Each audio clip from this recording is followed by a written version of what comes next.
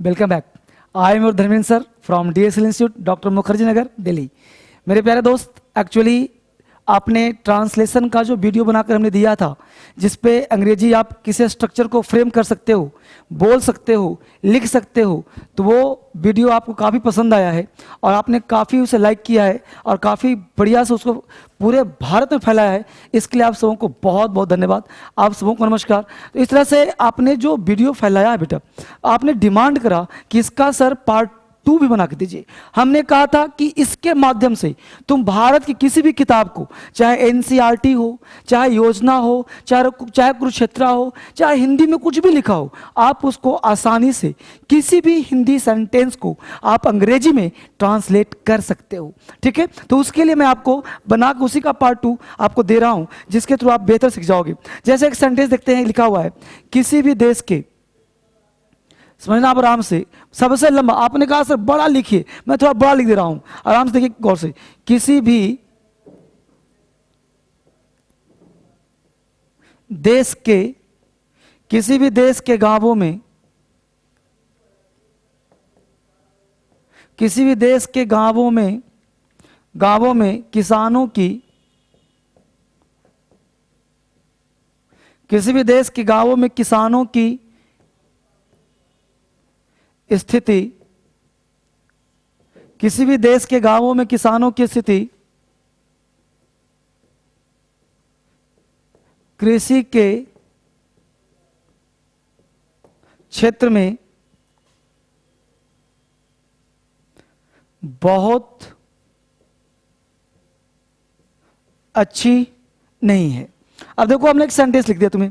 अब यहां पे जानना यह है कि हमने हिंदी लिखा आपके लिए, हमने कोशिश किया कि बड़ा सेंटेंस में लूं और आपको हिंदी सिखाऊं। अगर आप वीडियो पहली बार देख रहे हो तो कोई बात नहीं, दूसरी बार देख रहे हो तो कोई बात नहीं, मैं हमेशा टेक्निक सिखाऊंगा।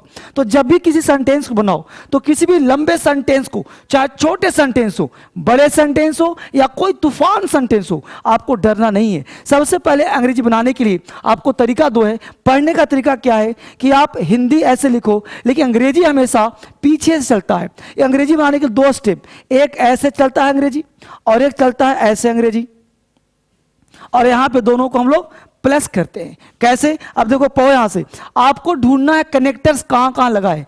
कनेक्टर्स का मतलब होता है प्रीपोजिशन या कंजंक्शन, कहां कहां लगा है। इतना बढ़िया टेक्निक है, इतना खूबसूरत टेक्निक है और इतना मार्वेलस टेक्निक है कि एक बार सीख गए ना तो भारत में तूफान मचा दोगे। बस सीखो कैसे है, नहीं, अच्छी, बहुत, में,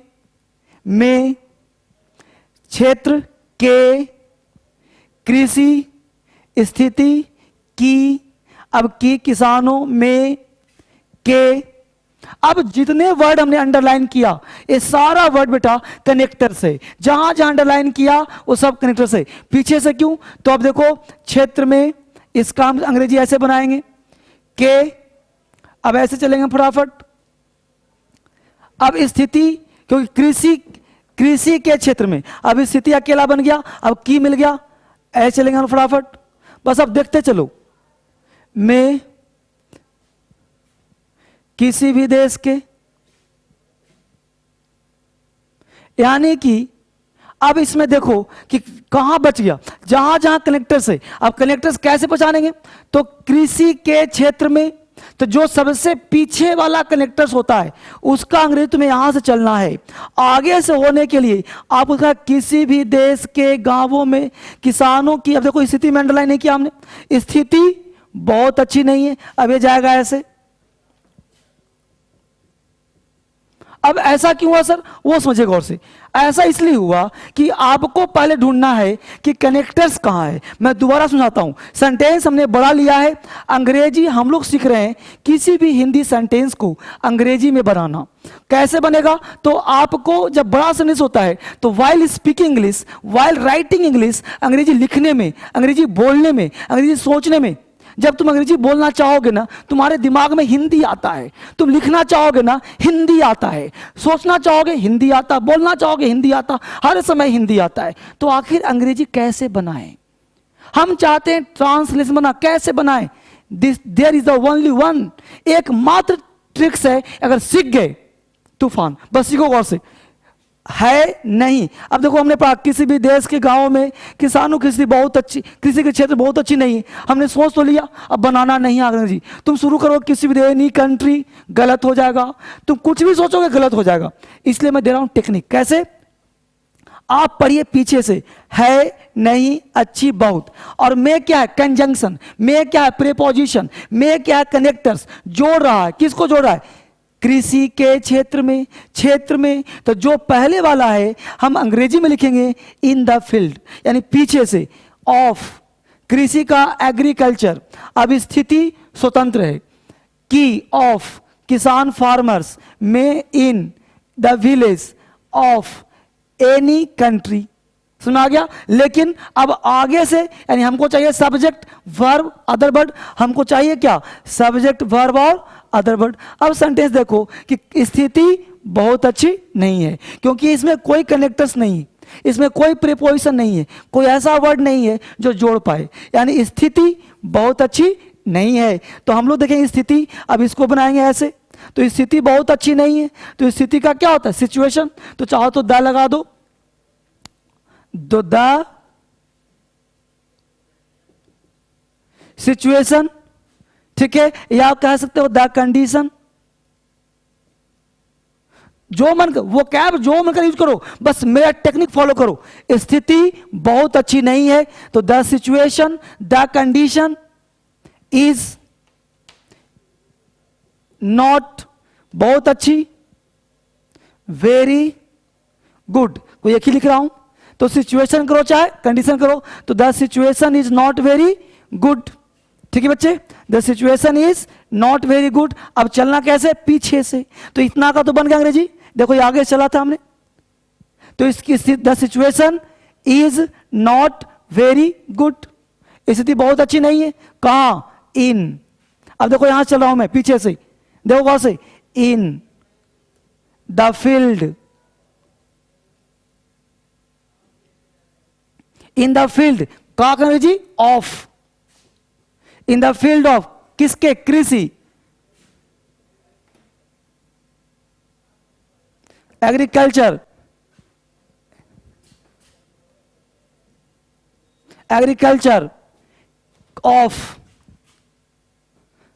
the farmers, of the farmers in the villages of any country। अब इसे हुआ क्या कि आप आसानी से अंग्रेजी को सोच पाए। क्या लिखा हमने? The condition, the situation is not very good in the field of agriculture of the farmers in the villages of any country. अब कोई लड़का, मान लो आप में से कोई बच्चा हो जो अंग्रेजी थोड़ा जानता हो, तो इसको अंग्रेजी दूसरे तरह से बना सकते हो। मैं ये नहीं कह रहा कि यही बनाना है, बना सकते हो दूसरे तरीके से, मैं भी 50 तरीके बना सकता हूं, but I am giving you a simple and proper treatment. एक आपके अंदर एक इलाज कर रहा हूं आपको, कि आप किसी भी सेंटेंस को इसी माध्यम से सोचोगे तो आप अंग्रेजी आसानी से लिख पाओगे, आसानी से बोल पाओगे, आप ऐसे लिखने लायक बन जाओगे। हमने सेंटेंस बड़ा ले लिया, किसी भी देश के गांवों में किसानों की स्थिति कृषि के क्षेत्र में बहुत अच्छी नहीं है। अगर अपने मन से तुम बनाए तो हमेशा गलत होगा। अगर ये सीख गए तो भारत में कोई भी सेंटेंस तुम आसानी से बना पाओगे। पार्ट 1 जरूर देखना, पार्ट 2 दे रहा हूं इसको, उसको फॉलो करना, दोनों को मिला देना, लंबा सेंटेंस हो जाएगा। मैं एक सेंटेंस और लिख रहा हूं, आप उसको समझने का प्रयास करना। लिख लिया इसको? तो हमने क्या लिखा पहले? स्थिति बहुत अच्छी नहीं है, इसको हमने चला ऐसे, यहां तक चला ऐसे, और बाकी को चला हमने पीछे से, इसको हमने ऐसे लिया था, याद आ रहा है? In the field of. ठीक है बेटा, तो इस तरह से आपको चलने का प्रयास करना है, जिससे अंग्रेजी आपका आसान हो जाएगा। ठीक है, इसको एक बार ना समझ में आए, दोबारा देखो, तिबारा देखो, 4 बार देखो, आप इसको आराम से स्थिति को समझो, बार बार सोचो, बार बार समझो, तब आप बेहतर सीख पाओगे। एक सेंटेंस में आपको और लिख रहा हूं जिससे आपको समझ में और आ जाएगा। जैसे हमने सेंटेंस लिखा कि भारत सभी जातियों तथा धर्मों के लोगों का एक पवित्र संगम है। ठीक है बच्चे, अब यहां लिख दिया हमने। अब आप अंग्रेजी क्या है, भारत इंडिया सभी ऑल जातियों तथा धर्मों का एक वर्ड होता है, बता दूंगा अभी, के लोगों का एक पवित्र संगम है। अब यहां जानना यह है कि सबसे पहले आप जानो कि कनेक्टर्स है, संगम, पवित्र, एक, यहां तक कोई हुआ कनेक्टर्स। कनेक्टर्स का मतलब कोई ऐसा वर्ड जो जोड़ रहा हो, नहीं है कोई बात नहीं। का देखो मिल गया, का कौन, लोगों का, तो इसका अंग्रेजी चलेंगे ऐसे। के देखो मिल गया ना, के कनेक्टर्स ऐसे पढ़ेंगे। अब के धर्मों, तो धर्मों किस जुड़ा हुआ है, जातियों तथा धर्मों, यहां तक, यानी यहां से लेकर के यहां तक का अंग्रेजी हम लोगों को चलना पड़ेगा पीछे से। कहां से, पीछे से।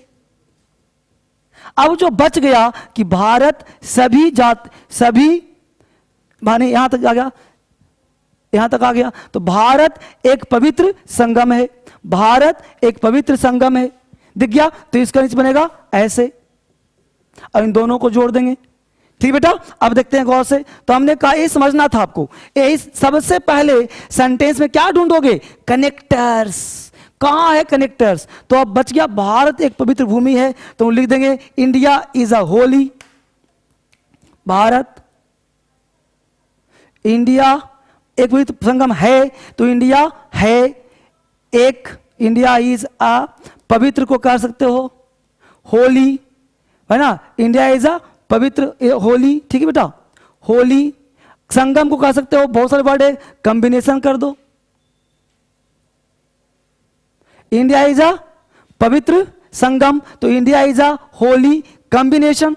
ठीक बेटा, तो होली कॉम्बिनेशन। अब यहां मिल गया का, ऑफ किसका, लोगों, तो ऑफ द पीपल, फिर ऑफ। अब यहां पे देखो सभी जातियों तथा धर्मों, तो आप कह सकते हो all cast and creeds, of all cast and creeds. तो कास्ट एंड क्रीड्स क्या होता है बेटा, फ्रेज होता है, तो सभी जातियों तथा धर्मों, कास्ट CASTS एंड क्रीड्स, और साफ लिख दूं तो all cast and creeds, CREEDS, AND है, और सब लिखता हूं, तो ऑल कास्ट एंड क्रीड्स। तो मैं बेसिकली आपको पढ़ा रहा हूं, कॉपी कलम निकाल के इसे लिख लो ना, ये हमेशा काम है, बहुत इंपॉर्टेंट है। और बताऊं, इसका पार्ट 1 भी पढ़ लेना, पार्ट 2 है। मैं बेसिकली चाहता ये हूं कि पूरे भारत में अंग्रेजी धर्मेंद्र सर पढ़ा रहे हैं आपको, आप देखिए, आप पढ़ना चाहते हो अंग्रेजी ना, तो आप दिल्ली आ जाओ, और आपको सिखाता हूं अंग्रेजी उंगली पकड़ के। दिल्ली अब दूर नहीं, दिल्ली नजदीक आपके लिए है। उसके साथ अगर नहीं आ जाते तो घर बैठ के पढ़ो ना, ऑनलाइन क्लास अपने मोबाइल पर, यहाँ पे डिस्क्रिप्शन में दिया हुआ है क्या पढ़ना है। घर बैठे कहीं निकलने की जरूरत नहीं है, घर बैठो आराम से पढ़ाई करो। ठीक है, थैंक यू वेरी मच, फिर मिलते हैं हम लोग अगले वीडियो में।